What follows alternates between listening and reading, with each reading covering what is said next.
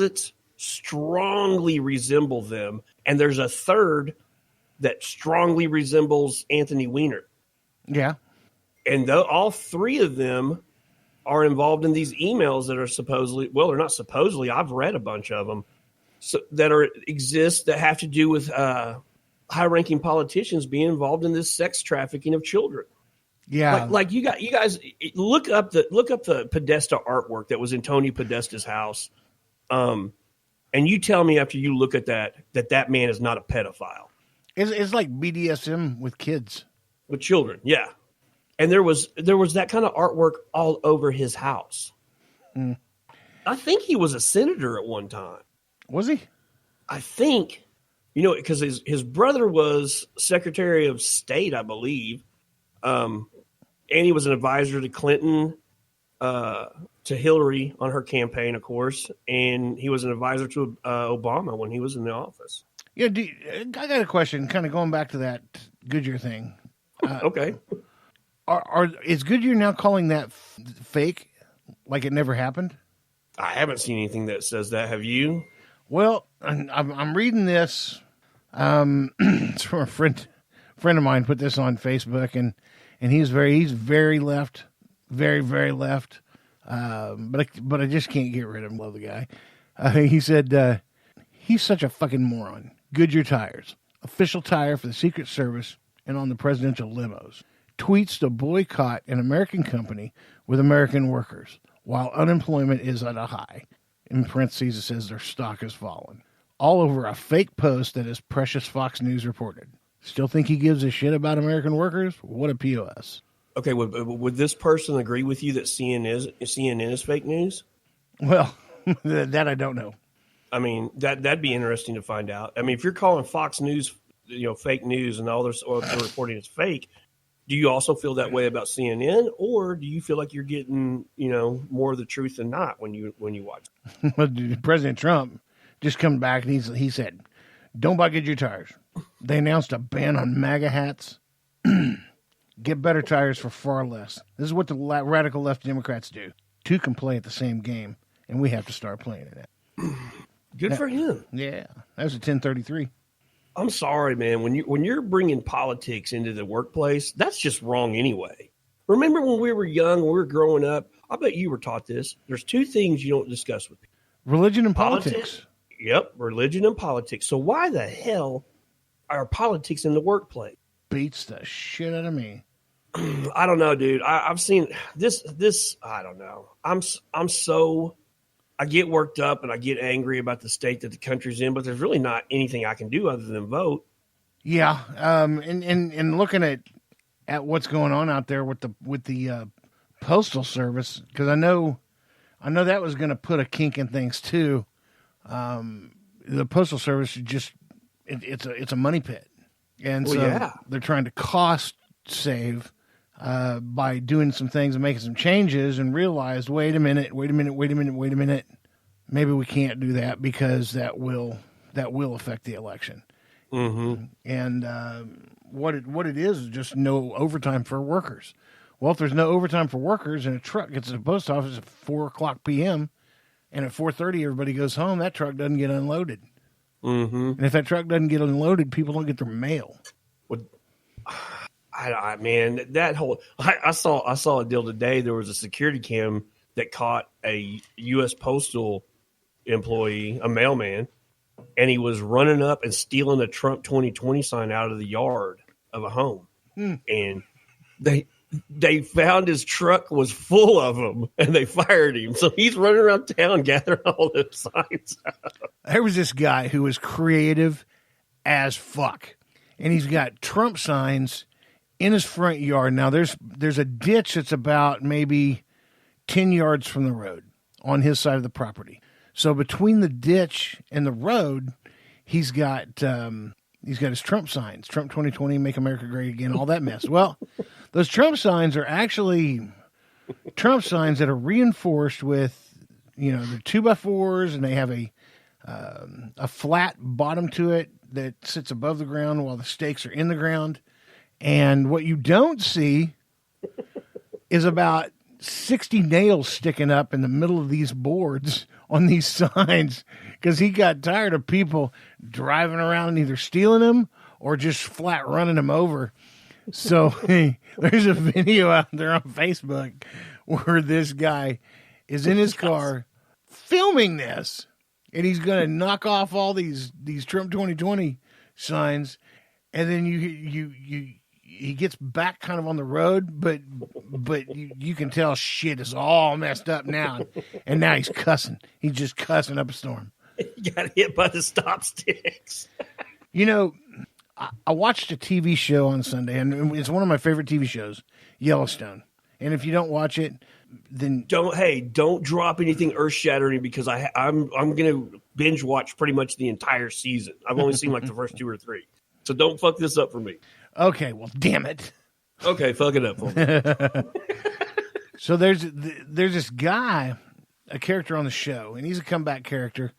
He was off the show last season. Now he's back on it for a little bit, but and he's out there working with the ranch hands, and they take this guy out in the woods, pretty much decimate him. But this one new character that showed up, the person that they were taking care of was somebody that worked at that farm a long, long time ago, and they had the brand, and so they strung him up, and this guy said, "You know, mister, I don't know you at all. I have no idea who you are or what you done, but I just need you to know that karma comes in many different sizes, and today you're getting a little karma because this guy wasn't better." And then he cut the brand off this guy's chest. And then I'll leave the rest of it so you can binge watch. That is epic. Yeah, there's been some scenes in there that they've come up with some crafty ways to hurt people in that entire series. Yeah, but he's just like, karma comes in many different shapes and sizes. And I don't know, man. I think I don't even really think it's really about who wins this election. I mean, I think the country is pretty much doomed no matter what. Well, whoever's screwing shit up, karma is a very real thing. I don't know when it's going to come back. I don't know how it's going to come back. But at some point, karma will get you. Unless your name is Hillary Clinton. Yeah, did you hear that story? Dude. They appealed it again, and it went before 3 judges, and they voted 3-0 that she does not have to testify now. Yep. God dang, man, how many times is this bitch going to escape being held accountable? All right, so here's the thing. Once this cracks off and names are starting to really be named in the court of law, because everybody who gets named is going to try to take a deal to name somebody else. Don't think that ain't going to happen. They'll try everything. But once this actually starts cracking off, is there any possibility, do you think, that the Clintons could have karma finally get them? I don't know, man. I really don't at this point. Like, and you've seen them dodge a bullet so many times. You know, there's good word out there that you remember Corey Haim? Oh yeah. There's good word out there that was one of those hits too. Not Haim, Feldman. Feldman's a dead one. Corey Feldman's not dead. Oh, I'm sorry. You're right. Corey Haim. Yeah. I got him backwards too. Yeah. Well, Feldman's a piece of shit. Well, man, he was getting ready to blow shit open. He had that freaking pay-per-view and all that mess, and then never did it. Well, you know why? He started a GoFundMe page, and he said if he got $10 million, he would drop the names. Now, that's a piece of shit move. If you have information that these people are hurting and torturing and killing children, but you're not going to say anything unless you get $10 million, well, my God, you're just as fucking culpable as any of the other ones then. Because that shit's continuing to happen, and you ain't saying shit. I think he flat chickened out because he knew his noose would be cooked. Yeah. Well, I sent you that video earlier in the week from that guy that used to be best friends with Seth Green. Yeah. You know, and this guy's name is Isaac Cappy, and he was a semi-successful actor. He appeared in Breaking Bad, among other things. But he dropped a video in April of 2019. And the very beginning of it, he states that he is not suicidal. He doesn't have emotional problems, any of that. And then he tells a story about Seth Green coming to him and admitting basically that he was a pedophile and he was part of this sex trafficking. And he wanted this Isaac Cappy guy to come along and be part of it. And he was like, hell no, I don't want any part of that shit. He goes in this video, he goes into talking about Tom Hanks and names the girl that Tom Hanks was raping for a handful of years. And she just happened to turn up dead in the desert, which right before that happened, Hanks put out a really cryptic tweet that kind of made sense that he was telling people how she was going to die. He names all kinds of people. So that's in April he drops that video of last year. In May, he jumped off a bridge and killed himself. Yep. That's a little suspicious. No witnesses. Mm-mm. Go figure. Yeah. Who, and there is coincidence in this world, but there is nothing in this world that has this many coincidences. No, and if our count is correct, we're probably upwards of 70 people now that are implicated or could be implicated. No, that are dead. Oh, that have been Clintonized. Yeah, the Clintons. We say it all the time. Like, do you know anybody? Who has a friend that personally is associated with 70 people that died? That's going to be a very small number of people, man. Very small. Like you wouldn't find it with 7 Degrees with Kevin Bacon. Probably not. Unless you happen to connect yourself with Hillary Clinton.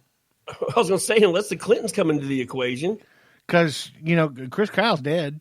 So, it doesn't matter how many people he killed. He's gone. He's probably the only one that could have beat Clinton as far as death count numbers right now. But that's another thing, man. That's serial killer numbers, man. Yeah. That's straight up serial killer. I mean, I'm not saying I don't believe that they were there and actually firsthand snatched the life out of somebody or shot them, but they're in they're the couple degrees of separation. They push the buttons. Mm-hmm. Puppet masters, man. And I guess they still get Secret Service protection.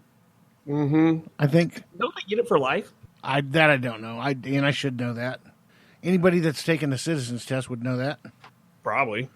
But yeah, I don't. Donnie, do you know? Donnie. Come on, Donnie. Hi. Teddy from the Teddy and Shiner Show? Yeah. You know what? Never mind. Yeah.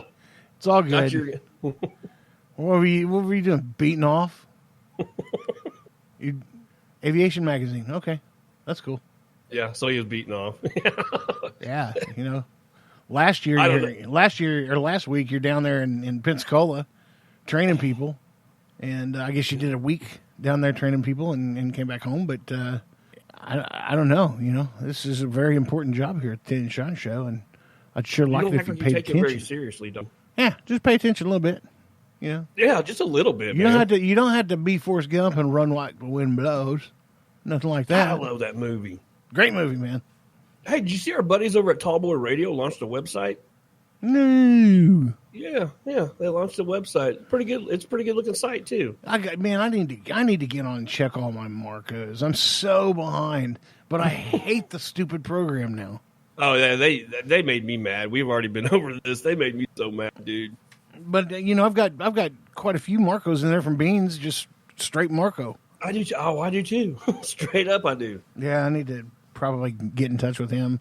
Give a shout out to the Toddcast with our buddy Toddy and Johnny Simonetti or Simonetti. It doesn't matter because he's always ready. Because it doesn't matter.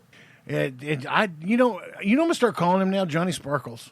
Johnny. Hey, and speaking of Johnny Simon, man, on a serious note, our good buddy Pawpaw is having some health problems going on right now. Mm-hmm. And man, straight up, Pawpaw from the Titty and Shiner Show, buddy.